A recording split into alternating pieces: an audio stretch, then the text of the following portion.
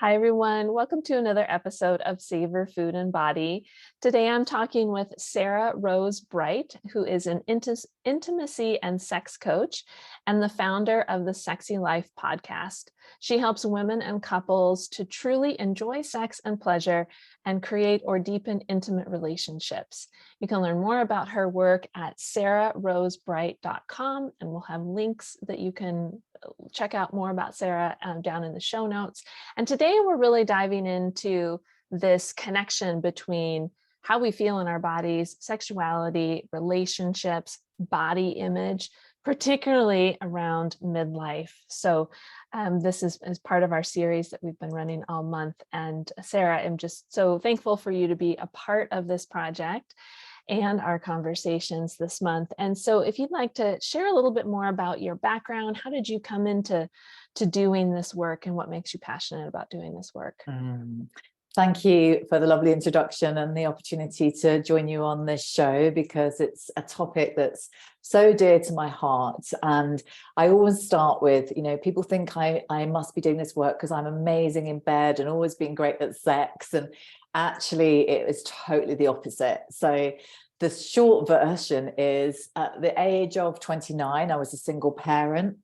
I hated sex. I was terrified of it. I hated my body, didn't like myself, no sort of connection to any positive thoughts, totally critical, thought my genitals were deformed, thought there was something really deeply wrong with me because I was experiencing all of this. And this was 20 years ago. So there was nowhere I could talk about this with, but I was approaching my 30th birthday. And I remember just thinking, if this is it for sex and relationships, I don't know if I want to live. That was the thought I was having. It was that awful. And I went to a bookshop and I actually found, because I knew I didn't want therapy, I knew there was nothing physically wrong with me. I had a sense of that. I knew it was internal. And I actually found a book on Tantra, and something in this book spoke to me. And actually, bizarrely, there was a women's Tantra workshop down the road from me in the north of England, which, is not normal 20 years ago. And I booked on this because it said women healing women. And I booked on this workshop. I was so scared. I parked my car so I could escape quickly if I needed to. And that weekend changed my life, because I realized, more than anything, I wasn't the only one experiencing this, that what I was experiencing was actually quite common and quite normal. And that's then set me on a whole journey of unraveling and understanding. I mean, at the time I was in a corporate career, but was very unhappy and numbing out on addictions and all sorts of things. And so it was this huge journey of getting to know myself and getting to love myself, to discover what lights me up, what turns me on, what makes me tick. And I never imagined that this would be my career. It just sort of happened because people started to see the difference in me as I faced my fears in this area. They could see I was happier, lighter, more joyful. And so people just started asking me for advice. And also because, even nowadays, a lot of people don't have somebody they can talk to about this area of their life openly and honestly. And so for me, it is my absolute passion, mission, and joy to help women and couples who are stuck with this, to help them realize that this is not that, they think that they're the problem. And actually, it's, for example, often things like the type of sex that they're having that's the problem, or the lack of communication and skills, because we're not taught this stuff anywhere. So it's absolutely my joy and mission to do this work and to have these conversations for people to get a different frame of reference than, because on one level, sex is everywhere, but actually trying to find references for healthy sexuality and avenues for healing is not so easy. Yeah. And, one of the reasons that I wanted to have this series this month is, and we've talked about this before we push record, is that there's such this deep connection between, everything that you were just saying. What I was hearing in my mind too is like body image, how people are feeling about their bodies, how people are feeling like they're doing health wrong. They're doing food wrong, and so the sexuality piece, food and body just end up so tightly wound together because they end up kind of falling in the same psychological bucket of, I don't really there's information out there, but I may not identify with it, or it doesn't match my lived experience. And who do I talk to about this? And there's so much, guilt and shame that gets wrapped up into, I feel like I should know how to do these basic human functions, like feed myself and have sex, but I don't. And so I feel like a failure. And I think particularly when women have gone through, decades of being that disconnected from their bodies, disconnected from, I often talk about hunger, like we have our physical hunger, but we also have our other hungers in life. We have our sensual hungers. We have our hunger for connection. And that's where, just as you were describing all of that, I'm like, oh, there's so much overlap between all of these topics that are really important in people's lives, but aren't being talked about in that same context. So we're going to have an awesome conversation. Well, let's just get started too. So, one of the things that when we yacked about with in my work and around body image and everything is this idea of relationship. And I'm often in my work talking about a relationship with food, a relationship with body. So why don't we just start there today, in that what is a healthy relationship, and reference this with your work too, and I think we'll find some more overlaps as well. So what is a healthy relationship? Where do we even start with that? And healthy relationship in relation to ourselves, a partner, all of it. Right. Okay. Yeah. Because it all bleeds together, right? Too. Yeah, it absolutely does. And I think when you ask that question about what's a healthy relationship, and when I think about what's a healthy relationship with myself, what's a healthy relationship with a partner, I think one of the first things that is so important for me is to say that a lot of us don't know what that looks like. A lot of us never have had that model to us in our families of origin, or even in our friends and social networks. So I say it's quite a nice piece of inquiry and contemplation, is to really look at the people in your lives and who do you feel has got a healthy relationship, and what are the characteristics that feel healthy for you? And it could be the way, I remember seeing a couple that I love, and it was the way he hadn't seen his wife for days, and the way he walked in the room when he saw her, and they'd been married 25 years, and he looked at her with such love. So you can just pick up these snippets of, because a healthy relationship, yes, there's definitely things that can be generic, but there's also things that may be more important to you as an individual than they are to me, for example. So I think it's great to really contemplate that, given that we don't have that very much as a baseline.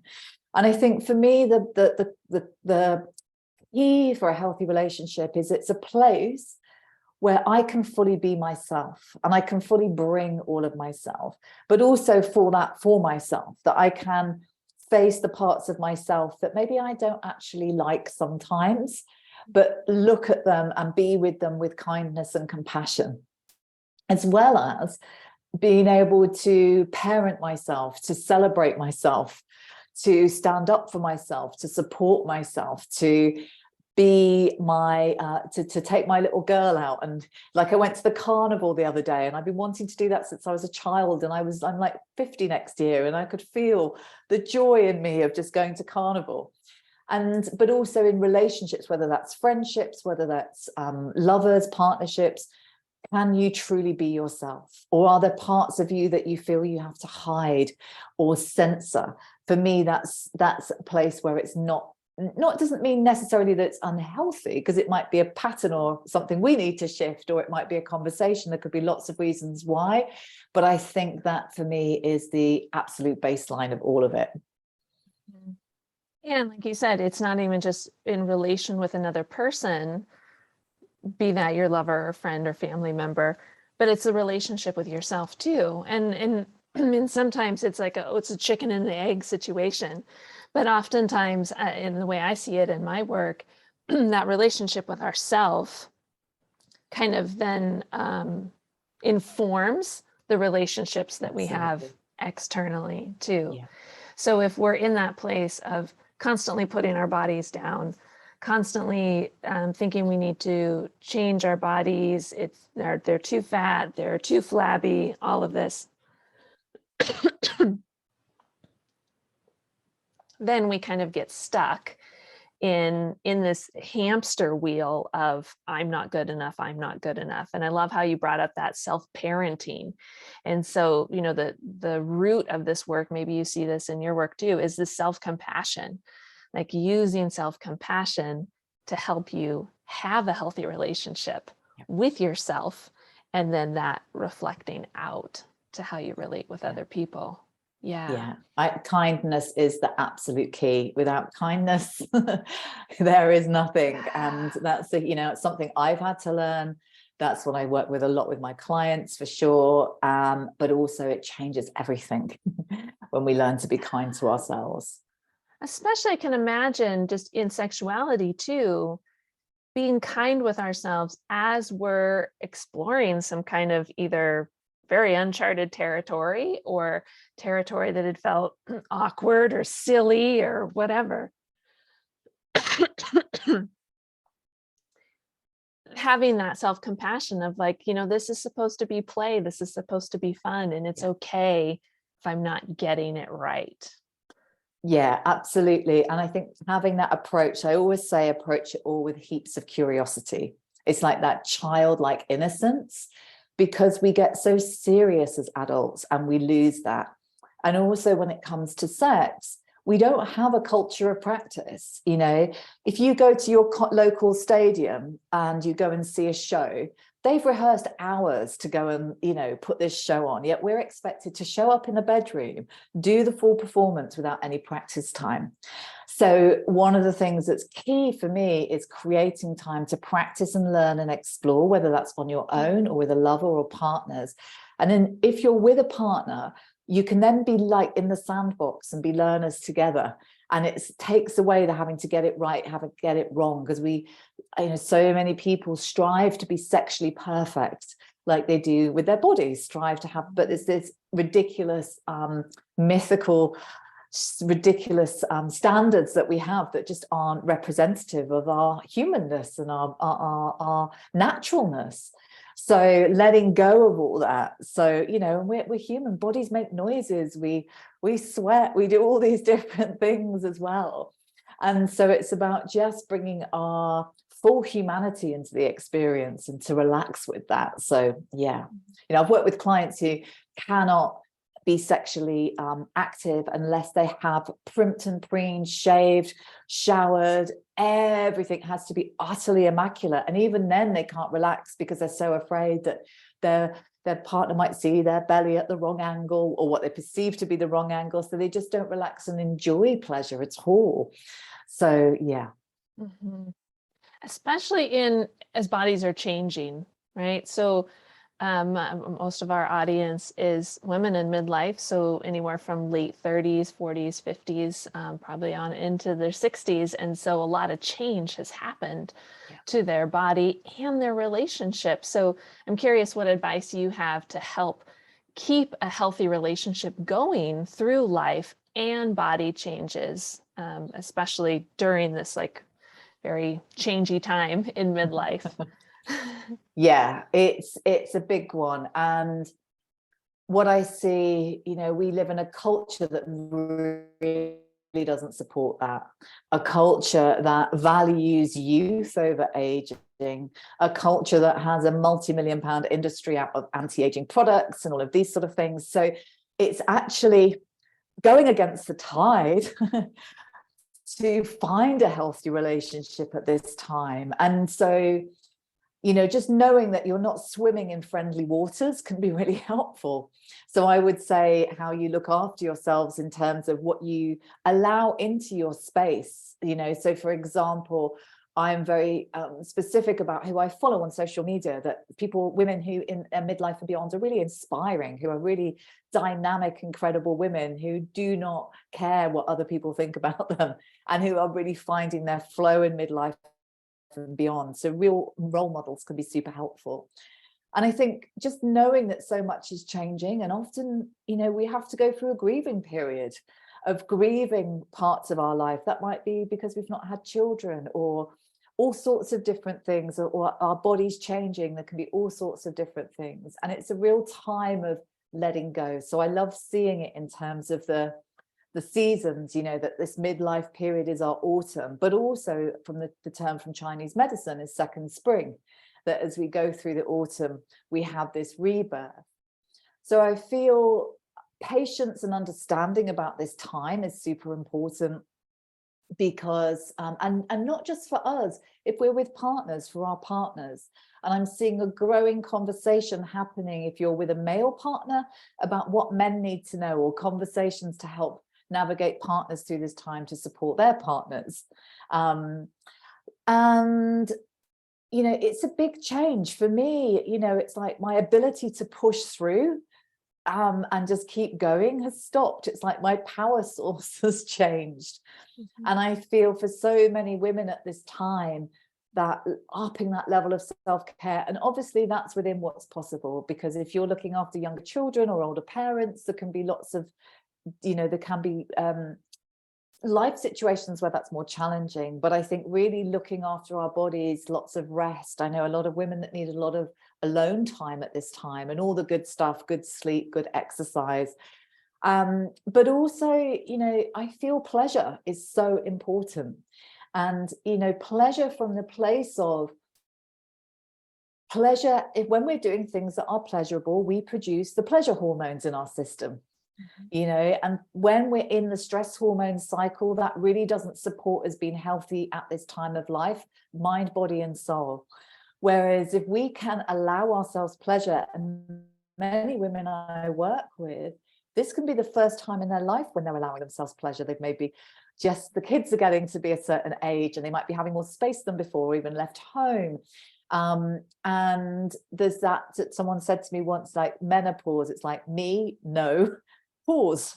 And Love it's that time to really reassess. But I feel that often for a lot of women, that permission to enjoy pleasure, because pleasure is necessary and good for us, and how that can really contribute to our overall health and well-being. But it changes what we need at midlife, and I think it's important to reassess, what is it that keeps me healthy? Because for one woman, it might be absolute rest at this time because she realizes how burnt out she is. For another woman, it might be, right, I'm going to go and do some things I've never done before and go on great adventures. And we're all so different. So just having that reassessment. Yeah, that's so well said. And I love that idea of the second spring, and where I think the way you were talking about like the autumn and thinking about like the seasons changing in the autumn, I think that goes really well with that grief part. Yes. Especially around watching bodies change, gaining weight in places we don't want to gain weight, all of that. But also then that compassionate piece coming in and saying, yes, but there's a second spring coming. So we need to do the best we can to support ourselves coming through the autumn.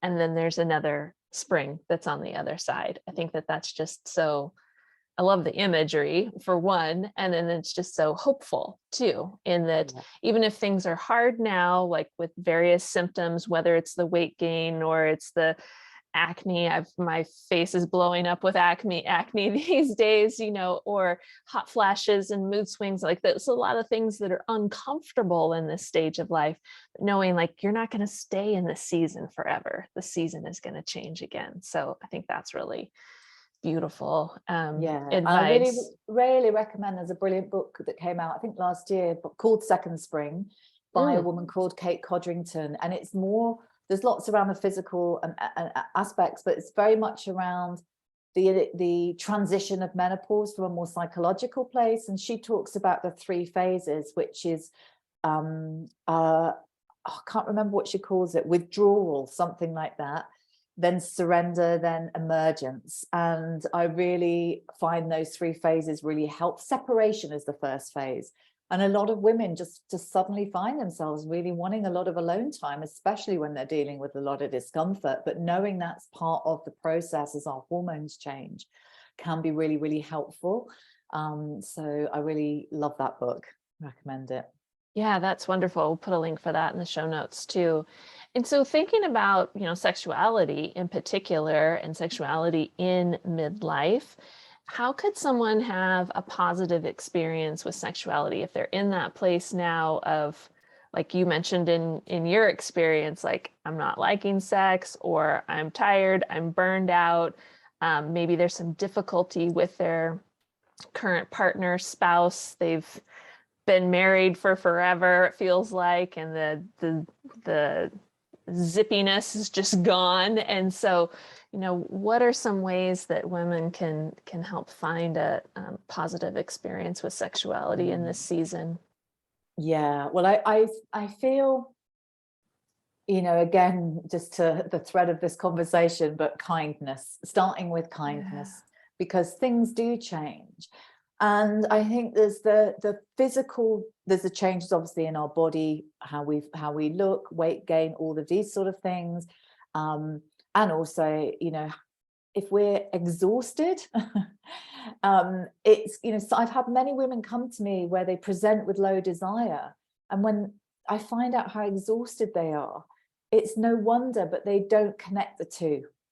And so, it has a massive impact on our ability to feel desire. So there's the lifestyle stuff. And then there's also what can happen in terms of our vaginal dryness. And sometimes women can experience pain that comes out of the blue at menopause. All sorts of different things can happen. And I feel if these things happen, is to see these as messages from the body. What do these things need?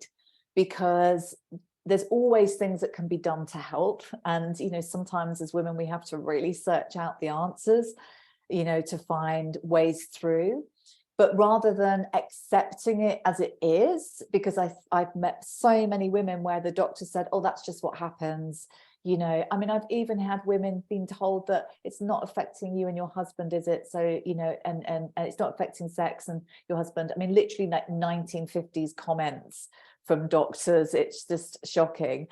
So for me, just because these things are normal doesn't mean that that's it. And, there may be that there's things you can do to alleviate. So for example, some women have estrogen creams inside, or just a good lubricant can really help. And if you use a good lubricant, always go for organic where possible, as natural as possible. Or there may be other things to dig deeper, but to really get curious. I really want to say that it's okay to take a rest from sex. There's this sort of, culture of we should just be sexually active and have this sex this many times per week and all of this sort of stuff. And actually, sometimes life phases happen that if you're dealing with brain fog, insomnia, and all of these different things, you might actually just need to park this right now. I wouldn't park pleasure. I'd see where you can find pleasure, because that could be as simple as doing a half an hour yoga nidra or taking a walk in the park at lunch. It can be simple things like that can be so nourishing. But it's all okay to have a pause from this, and that pause can be a reset. And what I find that how we experience pleasure can change at menopause. How we arouse ourselves may suddenly not work, or over time not work in the same way. And also there's a definite group of women that what they've tolerated is they're no longer able to tolerate. So they may be having sex, which actually is very much about their partner's pleasure, not about their pleasure. It may be very functional. They may be, as many women, and I was that woman myself once, of just get it over and done with, and then that's it. I don't have to do it for a few days. And so there's a rising menopause of, I can't do this anymore. That can often happen as well. So I'd say really, for a positive experience, is to really, really get curious about you as a sexual being. you know, so many women, we haven't had any good education about this. And, you know, we wouldn't do our jobs if, you know, and all different roles in our lives if we hadn't learned about them and spent time exploring them and getting curious. And often it can be an incredible time for reset. I know many women post-menopause who are having the best sex of their lives. I've worked with women who thought that they didn't have a sex drive, and then they got a new lover and realized that it was the type of sex they were having that was the issue, not their sex drive. And so I feel it's a fabulous place for oh, who am I? What is the type of sex that my body wants? What would I like? What type of touch do I want? You know, how do I communicate that with my partner? How do I find that for myself? So to be really curious around that, and from that place, and you know, I think this is a really healthy question to ask at all life stages, after childbirth, or you know, when it might be that our life has changed because we're suddenly on medications or something shifted in our bodies. It's a great question to bring. I think we have this very static view of sex, and actually it's lifelong learning. And just as we might tune into what foods suit us at a certain stage in life or a certain season, it's exactly the same with our pleasure. So to get curious. I think that's so well said. And my clients will hear me often say, like, compassionate curiosity. We got to have the two of them together. And I think that that's so true. And what I've been learning from some of the other sex experts that I've been talking to is we have to get the cultural view, the media view of sex out of our heads to then allow ourselves the permission to be kind with ourselves, to be compassionate with ourselves, to practice, to explore, to get curious. But when, like you said, the only education maybe someone has had or some woman has had is what has been seen on the media, and or the like must have complete abstinence from school or religious affiliations, whatever, like, you know, you've got two opposite ends of the spectrum. And so it can kind of feel like I don't know what to do with this. And so to give themselves permission to go and explore, go and be curious, and it's all okay. It's you're allowed. And I think you're so right to say, in this time of life, and I see this a lot with my clients, of this just I'm doneness. Meaning, like, I'm tired of the BS. Whether that's related to food and dieting, or how they've just kind of been just kind of showing up. We'll just say just showing up as a participant, but not necessarily an active participant in their relationships, in their intimate relationships. You know, they're there, and it's not that they haven't enjoyed it, but it hasn't been the full experience that they have maybe wanted to have. But again, how do we voice that to partners, and how do we foster that communication in that relationship in a safe, healing, positive way too? So much there. And I think, you know, first of all, in terms of partners, I've worked with many men over the years for people listening in a heterosexual relationship, and they sense when their partner is not fully enjoying it a lot of the time, and they don't want to be doing that. I've had so many men come to work with me over the years saying, you know, I just can't do this type of sex anymore. But the woman feels so shut down and doesn't know how to find a language for how to communicate, because we often know what we don't want, but we don't know what we do want. However, I always find what women want when I ask a few questions. It's just we haven't maybe given ourselves permission. And like you say, we have no reference point for what healthy sexuality really looks like. And, you know, the sex that we see is very goal-based.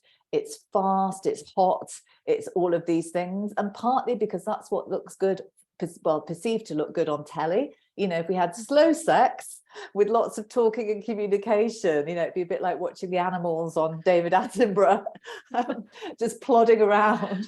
But it would seem potentially boring, but actually what's going on inside can be incredible. There's a brilliant book called The Pleasure Gap, and it speaks a lot to you know, it's like there was this whole conversation about the orgasm gap, women having a lot less orgasms than men. But I really love this book. It's like, let's forget the orgasms. They're not even having the pleasure. And so, and there's a quote in the book where she says something like, women that are explorers, it isn't about going off and having these adventures of sex toys and parties and all of this. Of course, if you want to do that, that's there. It's about the exploration of our inner worlds and our feeling in our body, and the whole of our body becoming this vast erotic continent. You know, so many of us have just been touched, and everything's about heading straight for the genitals.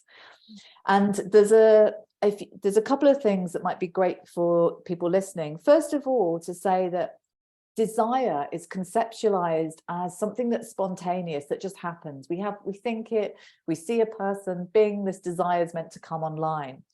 Now, the research shows that's more how men experience desire. But for women, a lot more women are what's called responsive.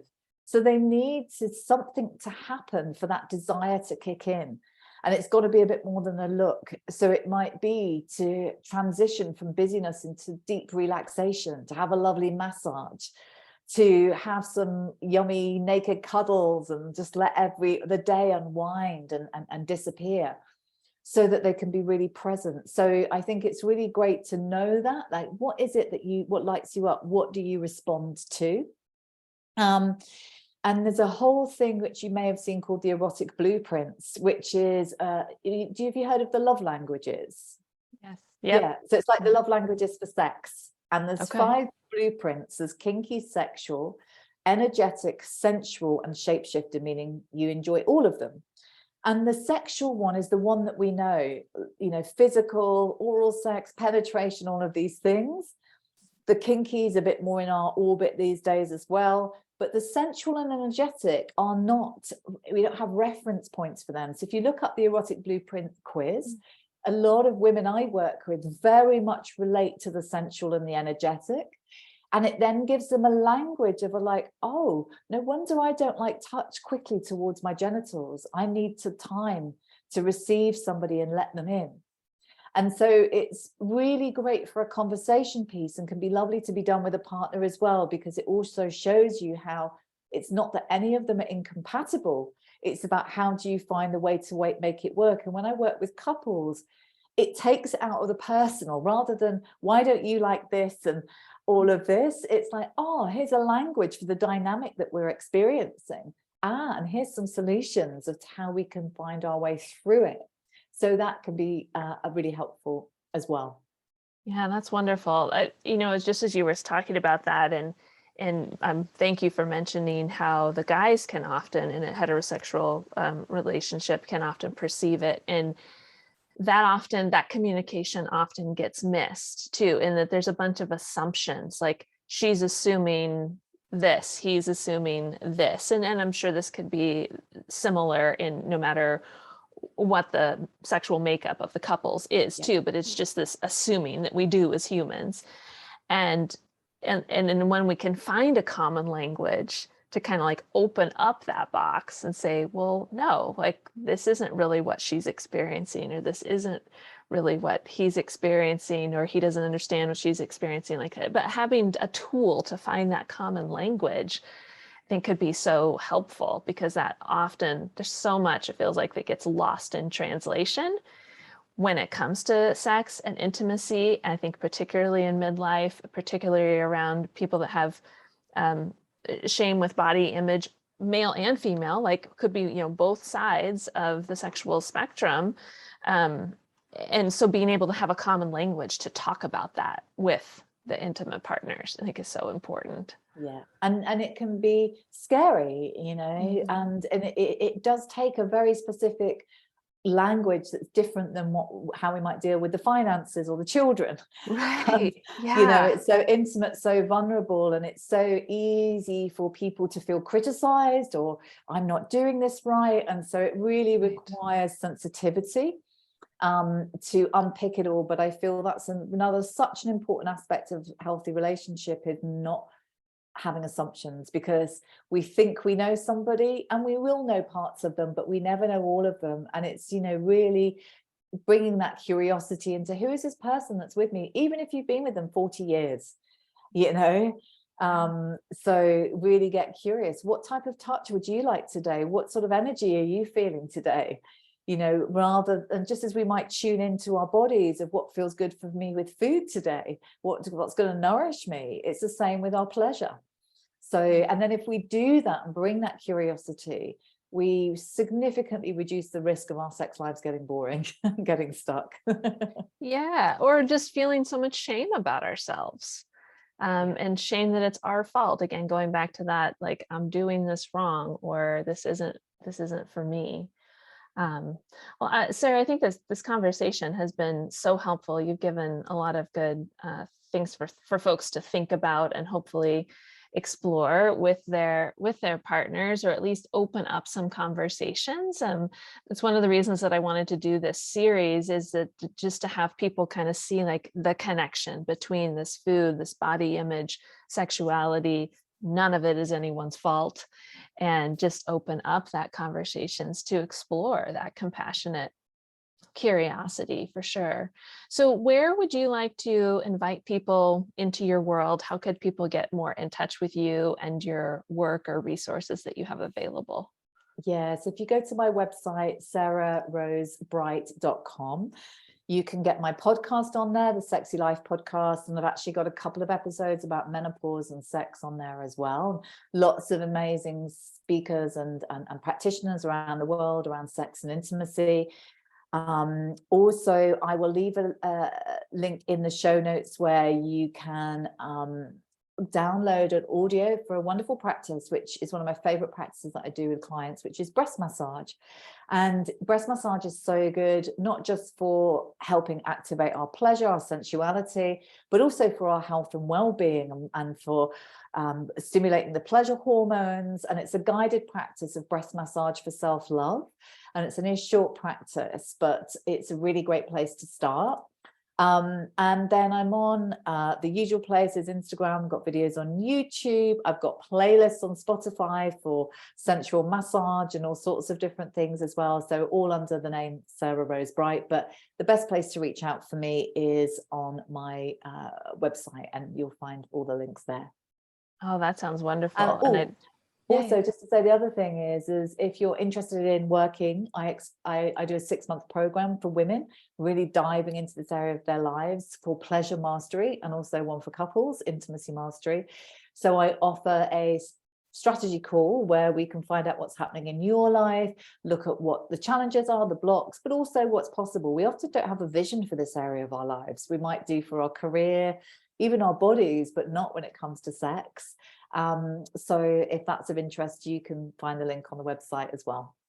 Super. Well, we'll put all the links in the show notes so that people definitely get in touch with you and learn, more about your work and how to just start these conversations in their lives and with themselves and create a healthy relationship with their bodies and with their sexuality in midlife. So it's never too late. My oldest client was 78 when she first came to see me.